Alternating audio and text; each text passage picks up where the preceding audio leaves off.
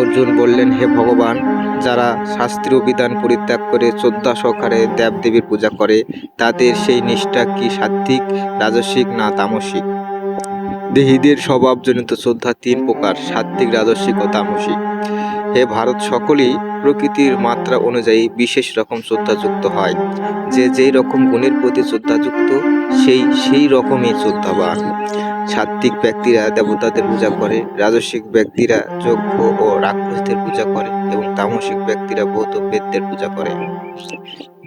দম্ভ, অহংকারযুক্ত এবং কামনা আসক্তির প্রভাবে বলান্বিত হয়ে যে সমস্ত অবিবেকী ব্যক্তিরা তাদের দেহ ও ইন্দ্রিয় সমূহকে এই অন্তরস্থ পরমাত্মাকে কষ্ট দিয়ে শাস্ত্র বিরুদ্ধ ঘোর তপস্যার অনুষ্ঠান করে, তাদের আসরিক বুদ্ধি বিশিষ্ট বলে জানিবে। প্রকৃতির তিনটি গুণে অনুসারে সেই তিন প্রকার মানুষের আহারও ত্রিবিধ, তেমনি তাদের যজ্ঞ, তপস্যা এবং দান ত্রিবিধ বলে জানিবে। যে সমস্ত আহার আয়ু, উদ্যম, বল, আরোগ্য, সুখ ও প্রীতি বৃদ্ধি করে এবং সরল, সিদ্ধ, পুষ্টিকর ও মনোরম, সেগুলো সাত্ত্বিক ব্যক্তিত্বের প্রিয়।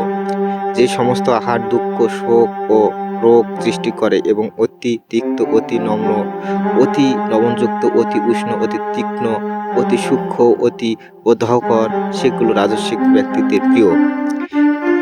এক প্রকারের অধিক পূর্বে রান্না হওয়ার ফলে যে সমস্ত খাদ্য বাসি হয়ে গেছে, যার নিরস অত্যন্ত দুর্গন্ধযুক্ত, পূর্ব দিনে রান্না হয়ে পূর্বস্মৃত এবং অপরে উচ্ছিষ্ট দ্রব্য, অমেধা দ্রব্য সকল তামসিক লোকের প্রিয়। কোনো রকম ফলের আশা না করে শাস্ত্রের বিধি অনুসারে কর্তব্যবোধে যে যজ্ঞ অনুষ্ঠিত হয় তা সাত্ত্বিক যজ্ঞ। এ ভারতশ্রেষ্ঠ, জাগতিক লাভের আশায় ফল কামনা করে দম্ভ প্রকাশের জন্য যে যজ্ঞ অনুষ্ঠিত হয় তাকে রাজসিক যজ্ঞ বলে। শাস্ত্রবিধি বর্জিত, প্রসাদ অন্ন বিতরণহীন, শ্রদ্ধাহীন বা শাস্ত্রহীন, শ্রদ্ধারহিত যজ্ঞকে তামসিক যজ্ঞ বলা হয়। পরমেশ্বর ভগবান বললেন, ব্রাহ্মণ, গুরুজন ও পূজ্যগণের পূজা ও শৌচ, সরলতা, ব্রহ্মচর্য ও অহিংসা, এইগুলি কায়িক তপস্যা বলে। অনুদ্যোগকর, সত্যপ্রিয়, অথচ হিতকর বাক্য এবং বেদাদি শাস্ত্র পাঠ করাকে বাহ্যিক তপস্যা বলে। চিত্তের প্রসন্নতা, সরলতা, মৌন, আত্মনিগ্রহ, এইগুলিকে মানসিক তপস্যা বলে। নিষ্কাম ব্যক্তির দ্বারা পরমেশ্বর ভগবানের প্রতি সম্পাদনের উদ্দেশ্যে যখন এই ত্রিবিধ তপস্যা অনুষ্ঠিত হয় তাকে সাত্ত্বিক তপস্যা বলা হয়। প্রশংসা, শান, পূজা পাওয়ার আশায় দম্ভ সহকারে যে তপস্যা করা হয়, অনিত্য ও অনিশ্চিত রাজস্বিক তপস্যা। মূঢ় ব্যক্তির প্রভাবে নিজেকে কষ্ট দিয়ে বা অপরের বিনাশের জন্য যে তপস্যা করা হয় তাকে তামসিক তপস্যা বলে। দান করা কর্তব্য বলে মনে করে প্রকারে আশা না করে উপযুক্ত স্থানে, উপযুক্ত সময়ে, উপযুক্ত পাত্রে যে দান করা হয় তাকে সাত্ত্বিক দান বলে।